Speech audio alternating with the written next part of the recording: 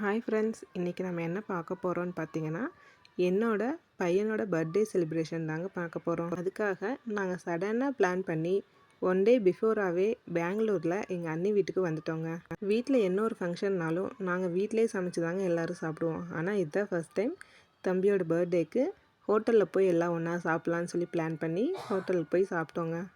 எல்லாம் cake cut பண்ணிவிட்டு தான் டின்னர் சாப்பிடுவாங்க.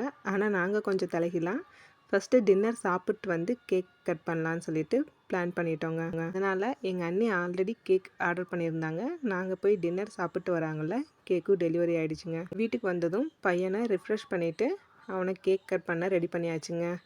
கேக்கை பார்த்தோன்னே என்னோடய பையனும் பொண்ணும் அவ்வளோ ஹாப்பி ஆகிட்டாங்க. லாஸ்ட் பர்த்டே நான் ஊரில் சித்தி வீட்டில் இருக்கப்போ செலிப்ரேட் பண்ணோங்க. அதனால் இந்த டைம் தனியாக செலிப்ரேட் பண்ணுமே அப்படிங்கிறத யோசிச்சுட்டு நாங்கள் பெங்களூர் வந்து செலிப்ரேட் பண்ணோங்க. எல்லாருமே ரொம்ப ஹாப்பி. ஃபைனலாக